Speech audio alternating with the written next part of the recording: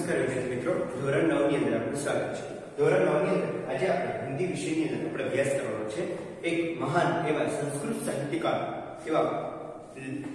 સાહિત્યકાર અને સંસ્કૃતમાં સારા એવા કવિ, લેખક અને નાટકોની રચના કરનાર એવા મહાકવિ કાલિદાસ વિશે અભ્યાસ કરવાનો છે। હિન્દીમાં મહાકવિ કાલિદાસ, મહાકવિ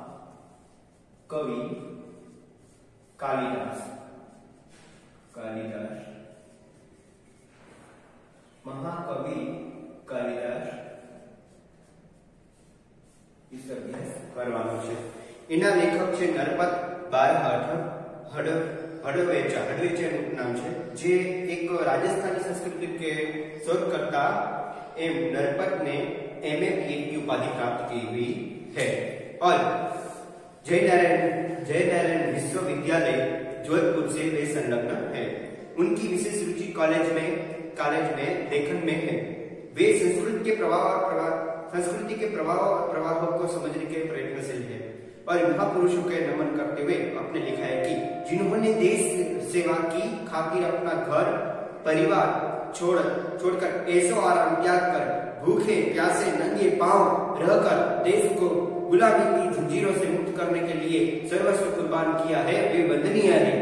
वैसे ही वंदनीय होते जिन्होंने देश सेवा के लिए कुछ किया हो, देश सेवा के घर परिवार सब कुछ छोड़ दिया, भूख प्यास मिटा दी हो, त्याग दी हो और नंगे पैर अपने देश के लिए लड़े हो, उससे वंदनीय है।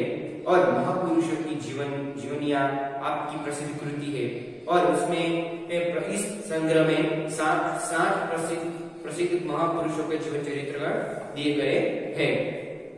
महापुरुषों की जीवनिया में क्या कौन से 60 लोगों की प्रसिद्ध कृति છે।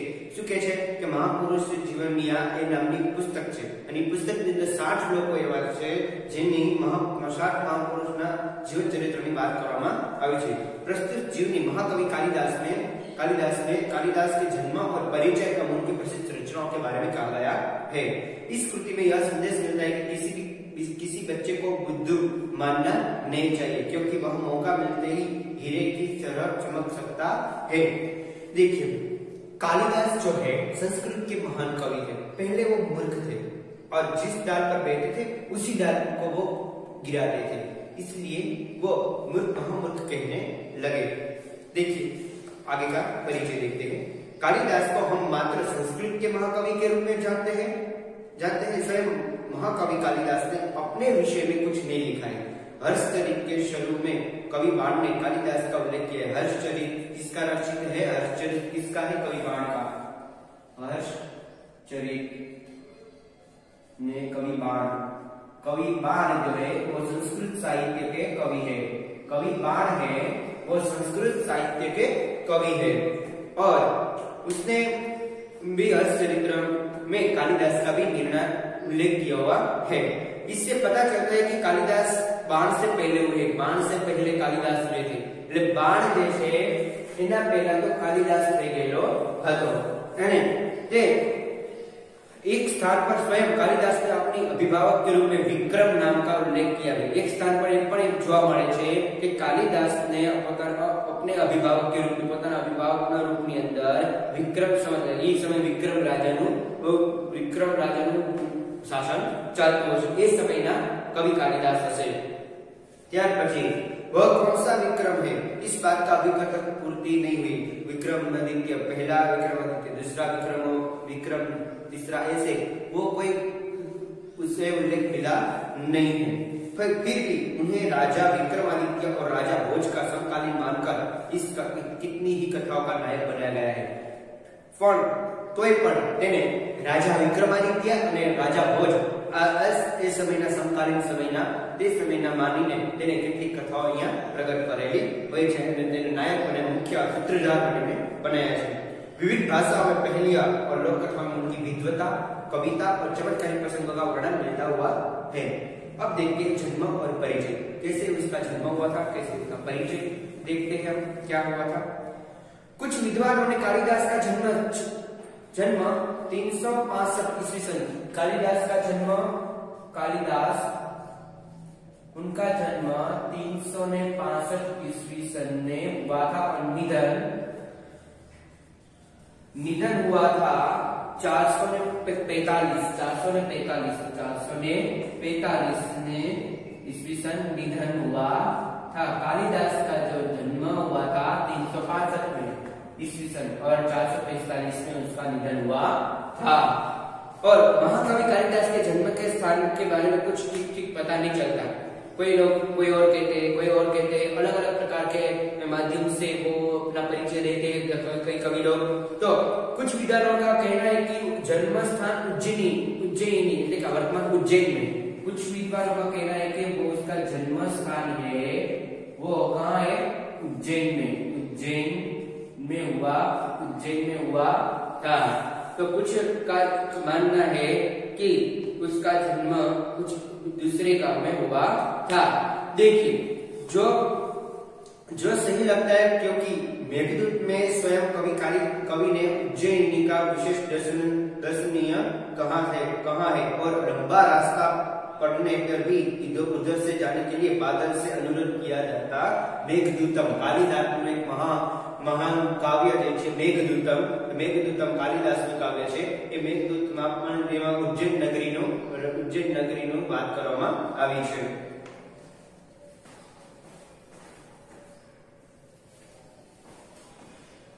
ઉજ્જૈન નગરીની વાત કરો। કાલિદાસનો જન્મ 362 માં થયો હતો, નિધન 445 માં। કવિ કાલિદાસનો જન્મ કેટલાક લોકોનું માનવું છે કે ઉજ્જૈનમાં થયો હતો। તો અને એની પોતાની પ્રસિદ્ધ કૃતિ મેઘદૂત છે। એ મેઘદૂતમાં એમાં એની અંદર દર્શનીય છે કે કવિનો ઉલ્લેખ છે કે ઉજ્જૈન નગરીનો પૂરેપૂરો ઉલ્લેખ છે। અને ભલે લાંબો રસ્તો હોય પણ ત્યાં એને જવાનું કે ઉધર से जाने के लिए अनुरोध किया जाता है। उज्जैन नगरी में उन दिनों राजा विक्रमादित्य राज्य था। उज्जैन नगरी थी उन दिनों राजा विक्रमादित्य का राज्य था। वहां की प्रजा सब प्रकार के सुख थी। ત્યાંની જે પ્રજા છે બધે પ્રકાર સુખી હતી, સુખ સમૃદ્ધિ તેને રાજાની રાજ્યમાં ખૂબ સારી સમૃદ્ધિ હતી। અને સાહિત્ય और कला की उन्नति की चरम सीमा थी। साहित्य અને कला में खूब विशाल प्रमाणમાં फूल फायदो છે। અને राजा विक्रमादित्य ने अपने आप नाम से ही विक्रम संवत चलाया। राजा विक्रमादित्य ना समय ની અંદર ઉજ્જૈન નગરીનો રાજા છે રાજા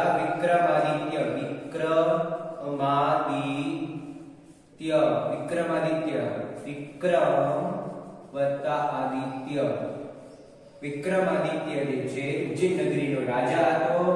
અને ત્યાંની પ્રજા ખૂબ સુખ સમૃદ્ધ ધરાવતી હતી। ઉપરથી તે સાહિત્ય અને કલા પણ ખૂબ સારી રીતે ચાલ્યું। અને એના નામ ઉપરથી વિક્રમ સંવત આવી। વિક્રમના નામ ઉપરથી વિક્રમ સંવત તરીકે प्रचलित बनी गई। और समय समय पर उन्होंने सोने के जो सिक्के चलाए, समय समय पर उन्होंने सोने के सिक्के चलाए थे। राज्यकाल का ठीक ठाक पता चला था उनसे उनके राज्यकाल का ठीक ठाक पता चलता है। विक्रमादित्य के शासन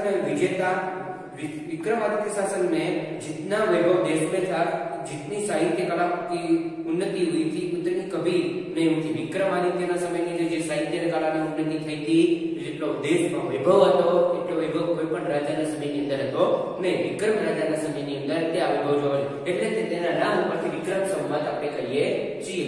એટલે વિક્રમ સંવતથી આપણે જોઈએ છીએ કોઈ પણ લગ્નની કંકોત્રીમાં આપણે જોઈએ વિક્રમ સંવત 2078 અત્યારે 2078 ની ચાલે છે 2078 એટલે 2078 ચાલે છે। વિક્રમ સંવત જે છે એ પ્રમાણે આપણે લગ્નની કંકોત્રી પર છાપતા હોઈએ છીએ। એટલે વિક્રમ સંવત એના નામ ઉપરથી થાય છે। ત્યાર પછી આગળ જોશો તો કે ઉતની कवि नहीं हुई थी। एक से बढ़कर एक कवि, साहित्यकार, वैज्ञानिक इस युग में उत्पन्न हुए थे। राजा विक्रमादित्य स्वयं साहित्य और संगीत के अच्छे जानकार थे।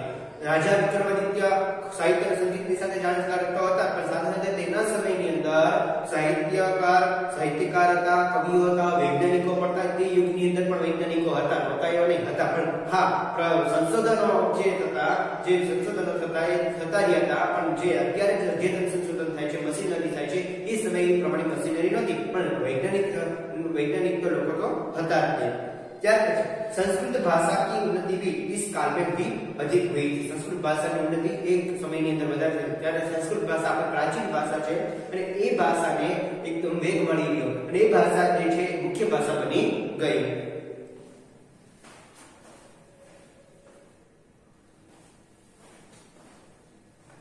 ये भाषा मुख्य भाषा बनी गई અને પછી अपने पूर्व जीवन में बुद्धू मानने वाले बुद्धू जाने वाले अपने पूर्व जीवन में पोताना पूर्व जीवन में जे छे ए बुद्धू जानने वाले कालिदास विक्रमादित्य के दरबारी कवियों में श्रेष्ठ कवि थे। विचार करो पहला ते मूर्ख माणस में હતો અને એ જ મૂર્ખ માણસ કાલિદાસ પોતે એ વિક્રમાદિત્યમાં સર્વશ્રેષ્ઠ કવિ તરીકે તે માન મેળવી ગયો। એટલે કાલિદાસ के अतिरिक्त 8 और कवि भी दरबार में थे जो नवरत्न कहलाते। विक्रमादित्यना समयની અંદર જે છે કાલિદાસની સાથે બીજા 8 પણ કવિઓ હતા જે નવરત્ન સમાન ગણાતા હતા। कालिदास के विषय में कहा जाता है कि वे युवावस्था तक निरक्षर रहे थे। શું કે કાલિદાસના સમયની અંદર માનવામાં આવતું હતું કે યુવાवस्था તો જ્યારે તે યુવાન હતો ત્યાં સુધી તે નિરક્ષર હતો, કોઈ પણ જાતનું તેને શિક્ષણ લીધું ન હતું। जिस डाल पर वो बैठता है उसी की नौकरी काटता है। क्या करता है कालिदास कैसा मूर्ख था जे डाળી પર તે બેસે છે એ જ डाળી તે કાપે છે। એટલે પોતે તો પડવાનો જ છે અને डाળી પણ નીચે પડી જવાની છે। એટલે એવો તો એ મૂર્ખ હતો કે અને निरक्षर होने पर भी वह इतने विद्वान और महाकवि किस तरह बन गए इसकी भी विचित्र और रोचक कहानी है। તમને એમ થાય એક કાલિદાસ છે નિરક્ષર છે મૂર્ખ છે ઈ વ્યક્તિ એટલો કવિ કેમ બની ગયો, સાહિત્યકાર કેમ બની ગયો અને પાછું વિચિત્ર અને રોચક કહાની છે આની પાછળ એની કહાની આપણે જોઈએ। ये बात उन दिनों की है, ये उन दिनों की बात है। शारदानंद नाम के एक राजा थे। शारदानंद नाम के एक राजा थे। शारदानंद नाम के एक राजा थे। उन दिनों की बात है, ये उन दिनों की बात है जब एक शारदानंद नाम के राजा थे। उनकी गुणवंती और विद्वान पुत्री थी। तेने जे दीकरी हती एकदम गुणवान અને વિદ્વાન તે હતી પણ તે પણ એક ખૂબ જ સુંદર અને સારી હતી અને વિદ્વાન પણ હતી। તે બધું જાણતી પણ હતી અભ્યાસ વિશે। जिसका नाम विद्योत्तमा था। जिसका नाम क्या, उसकी पुत्री का नाम क्या था? विद्योत्तमा। विद्योत्तमा जिसकी पुत्री का नाम था विद्योत्तमा। तो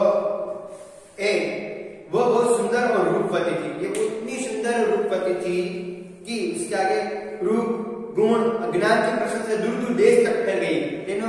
તેના રૂપનું ગુણનું જ્ઞાનનું છેક અલગ અલગ બીજા રાજ્યની અંદર આપણે બીજું રાજ્ય ડી લોકો કે બીજું દેશ એમ બીજા દેશમાં પણ તે એની ખ્યાતિ પામી હતી। પછી विद्योत्तमा को अपने गुण रूप और ज्ञान का बड़ा घमंड था। अभिमानी थी वो। रूप ज्ञान और विद्वता पर अपना घमंड था और अपने विवाह के संबंध में उसने एक घोषणा रखी हुई थी कि उस शास्त्रार्थ में हरा देगा, उसे शास्त्रार्थ में हरा देगा तो उसके साथ उसका विवाह करेगी। राजा ने कहा था कि जो इस शास्त्रार्थ में यानी कि वो विद्या में ज्ञान में इसे हरा दे इस पुत्री को विद्योत्तमा को उसी के साथ उनका विवाह होगा।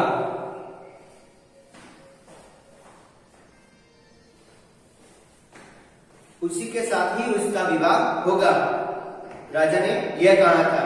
उसकी इस घोषणा की जानकारी जैसे जैसे आस पड़ोस में और दूसरे देशों में पहुंच गई, वहां के जो विद्वान थे विद्वान वहां आए और वहां के जो विद्वान आए थे वो पंडित विद्योत्तमा से शास्त्रार्थ करने के लगे थे। पर लेकिन विद्वान या पंडित को बड़ी ग्लानि का अनुभव हो रहा था। ग्लानि ते एकदम संकोचाई जाए छे, शरम थाय छे, ग्लानि दुखથી પીડાઈ જાય છે કે એના જેટલું કોઈ વિદ્વાન તો છે જ નહીં વિદ્યોત્તમા જેટલું અને બીજા કોઈ પંડિત છે એના પાસે અમે તો હારી ગયા અને हो रहा था। और उसके बदले इसका बदला लेने का उपाय सोचने लगे। કેટલીક વિદ્વાન પંડિતો को बड़ी ग्लानि अनुभव थी, दुख हुआ था कि આનાથી વિદ્વાન કોઈ નથી તો હવે મોટું દુખ થાય છે। હવે આપણે કેવો બદલો લેવો પડશે કે બધા पंडित अंदर क्या ले। विद्वानों और पंडितों ने मिलकर तय किया है कि विद्योत्तमा का विवाह किसी मूर्ख के साथ करवा दिया जाए तो इसका घमंड टूट जाएगा और वे अपने अपमान का बदला जो भी ले सकेंगे। अतः अब वे ऐसे एक मूर्ख की तलाश क्लास में रहने लगे। संयोग से उन्हें एक दिन एक ऐसा ही मूर्ख युवक मिला।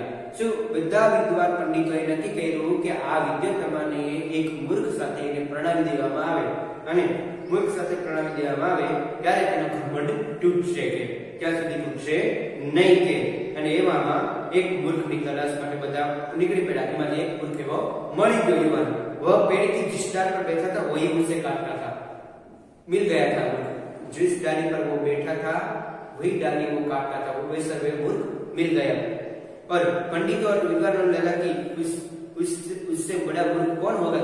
एनाथी मोटो मूर्ख कौन है? जे डाली पर बैठो एक डाली ने कापे एनाथी मूर्ख कौन होय के?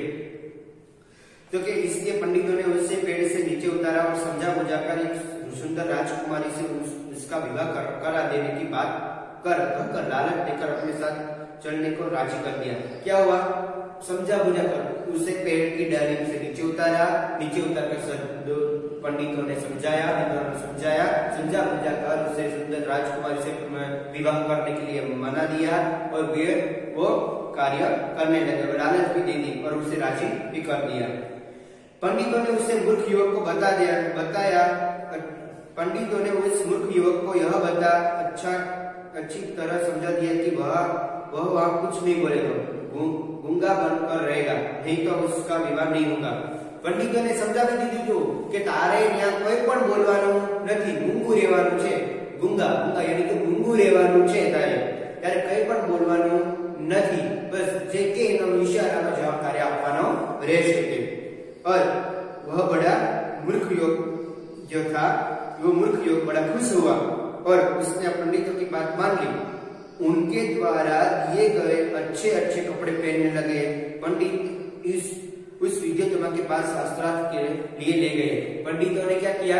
उस विद्यात्मा के पास ले गए और उस मूर्ख जो थे उसने मूर्ख के लिए अपने अच्छे कपड़े जो थे वो पंडितों ने दे दिए और उस विद्यात्मा के पास में ले गए।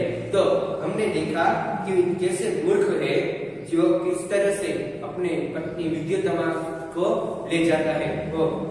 और राजकुमारी विद्यात्मा को उस मूर्ख को युवक को परिचय देते हुए पंडितों ने बताया कि ये हमारे गुरु है और वो बड़े विद्वान है, शास्त्रों के जानकार है। हमारे गुरु है, वो विद्वान है, शास्त्रों के जानकार है और अच्छी तरह से वो शास्त्रार्थ करेंगे आपके साथ के। तो आपके साथ शास्त्रार्थ करने के लिए यहाँ आए हैं। लेकिन उन दिनों मौन व्रत चलने के कारण ये संकेत से ही शास्त्रार्थ करेंगे। देखिए पंडितों એમ કહી દીધું આ અમારા ગુરુ છે અને અમારા ગુરુ જે છે તમારી માટે શાસ્ત્રાર્થ કરવા આવ્યા છે। શાસ્ત્રાર્થ કરવા આવ્યા છે હા, પણ એને એક દિવસે મૌન વ્રત છે એટલે મૌન વ્રતના કારણે થઈને તે તમને સંકેતમાં જ ઉત્તર આપશે, ત્યાં સુધી તે બોલી શકશે નહીં, સંકેતમાં જ ઉત્તર આપશે તમને। એટલે મૌન વ્રત છે એટલે તેને શાસ્ત્રાર્થ કરવા માટે લઈ જાય છે। અને તે મૂર્ખ જે યુવક છે તે તો એકદમ હરખાતો હોય, સુખ પામે છે। ત્યાર પછી विद्यात्मा पंडित की हर छल भरी बातें समझ सकी नहीं और शास्त्रार्थ के लिए तैयार हो गई। उसने युवकों को एक उंगली दिखाई जिसका भाव था कि ईश्वर एक है। ते युवक ने एक उंगली बतावी જેનો એમ કહે છે કે ઈશ્વર તો એક જ છે। તેનો જવાબ એમ કીધું પછી પંડિતો એમ કીધું કે આ એમ કહેવા માંગે છે કે ઈશ્વર તો એક જ છે। તો આપણે બીજા ભાગનો પહેલો ભાગ પૂર્ણ થાય છે। અહીંયા બીજા ભાગની અંદર આપણે વિસ્તૃત જે છે વિદ્યાત્માના જીવનમાં શું આવે છે, આગળ સંસાર કેવો મંડાય છે તેના વિશે ભાગની ચર્ચા કરીશું। તમારા આજનું જે હોમવર્ક છે એ શબ્દાર્થ લખવાનો રહેશે। હોમવર્કની અંદર તમારે ફક્ત શબ્દાર્થ લખવાનો રહેશે।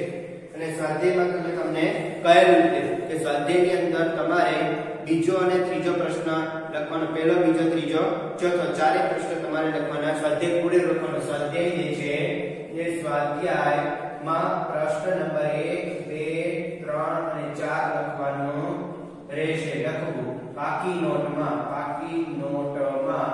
લખવું। તો તમારે બધું લખી નાખવાનું રહેશે। તો પહેલો ભાગ પૂર્ણ થાય છે। બીજા ભાગની અંદર વિસ્તૃત ચર્ચા કરીશું। ધન્યવાદ, આભાર।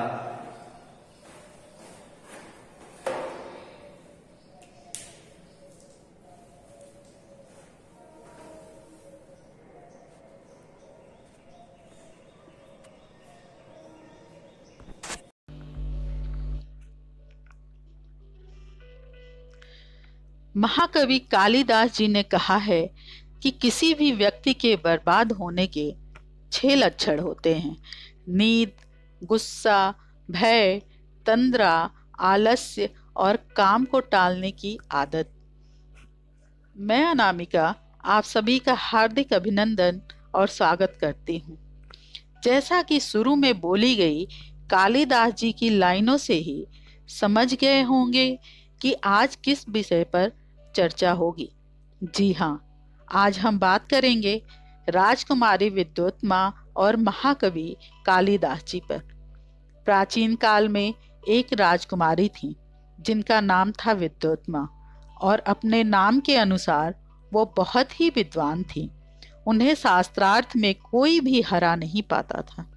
उन्होंने ये घोषणा करवा दी कि जो भी व्यक्ति उन्हें शास्त्रार्थ में हरा देगा वो उसी से विवाह करेंगी। वो अत्यंत ही सुंदर और विद्वान थी, इसलिए राजकुमारों की भीड़ लग गई। पर किसी भी राजकुमार में इतना सामर्थ्य नहीं था कि वो राजकुमारी विद्योत्मा को शास्त्रार्थ में हरा सके। उसके बाद उनसे शास्त्रार्थ करने के लिए विद्वानों के पुत्र भी आए, लेकिन उन्होंने सभी को हरा दिया। इससे आहत हो विद्वानों ने सोचा कि एक कन्या ने, एक अबला स्त्री ने हमारे पुत्रों को हरा दिया। इस राजकुमारी को हम सबक सिखाकर ही रहेंगे। उसके बाद सबने मिलकर एक षड्यंत्र रचा और तय किया कि राजकुमारी की शादी किसी मूर्ख से करा देते हैं। फिर अभियान शुरू हुआ एक महामूर्ख व्यक्ति को खोजने का। आगे जाकर उन्होंने देखा कि एक व्यक्ति जिस डाल पर बैठा है उसी को काट रहा है।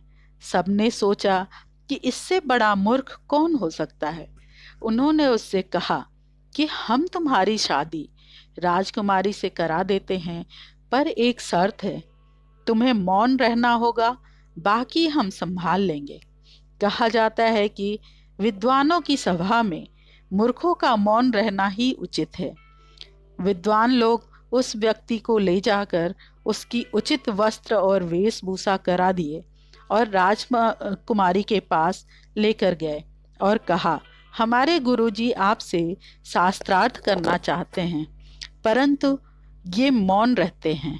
अब आप इनसे शास्त्रार्थ करो और इनके उत्तरों को समझो, और अगर आप ऐसा नहीं करती हो तब हम समझेंगे आप हार से डर गई। राजकुमारी के लिए यह चुनौती थी और उन्हें हाँ कहना पड़ा। इस अद्भुत शास्त्रार्थ को देखने के लिए पूरी भीड़ इकट्ठी हो गई। विद्वान लोग उस व्यक्ति को ले जाकर यथास्थान बैठा दिए। शास्त्रार्थ शुरू हुआ। राजकुमारी ने एक उंगली दिखाई तो वो समझा कि राजकुमारी मेरी एक आंख फोड़ने की को कह रही हैं। तो उन्होंने बदले में 2 उंगलियां दिखाई कि तुम मेरा एक आंख फोड़ोगी तो मैं तुम्हारी दोनों आंख फोड़ दूंगा। तब वहां बैठे विद्वानों ने इसका अर्थ निकाला कि आप कह रही हैं कि ईश्वर एक है। हमारे गुरुजी कहते हैं कि एक ईश्वर से यह जगत नहीं बनता। ईश्वर और उनकी शक्ति अर्थात पुरुष और प्रकृति दोनों से मिलकर जगत का निर्माण होता है। बात तर्क संगत थी तो राजकुमारी मानकर आगे बढ़ी और दूसरा प्रश्न करते हुए हाथ का पंजा दिखाया।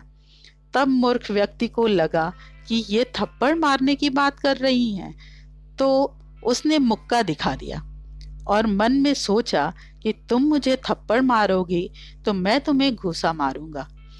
तब विद्वानों ने अर्थ बताया कि आप कहती हैं कि 5 ज्ञानेंद्रियां हैं। हमारे गुरुजी कहते हैं कि 5 ज्ञानेंद्रियों को सिकोड़ने से परमात्मा मिलते हैं। इसके बाद राजकुमारी ने 7 उंगलियां दिखाई तो उस व्यक्ति ने 9 उंगलियां दिखा दी। तब विद्वानों ने राजकुमारी से कहा, आप 7 उंगलियां द्वारा 5 ज्ञानेंद्रियां तथा मन और बुद्धि मिलाकर संख्या बता रही हैं और हमारे गुरुजी उसमें चित्त और अहंकार भी जोड़ रहे हैं। उसके बाद राजकुमारी ने जिह्वा दिखाई। तब वह व्यक्ति ने मुंह पर हाथ रख सोचा, तुम मुझे चिढ़ाओगी, मैं तुम्हारा मुंह नोच लूंगा। विद्वानों ने व्याख्या किया कि आप कह रही हैं कि बाड़ी पर संयम होना चाहिए और गुरुजी कह रहे हैं कि बोलने से परमात्मा नहीं मिलते, इसलिए मौन का अभ्यास करना चाहिए। अंतर्मुखी होकर ईश्वर को प्राप्त किया जा सकता है।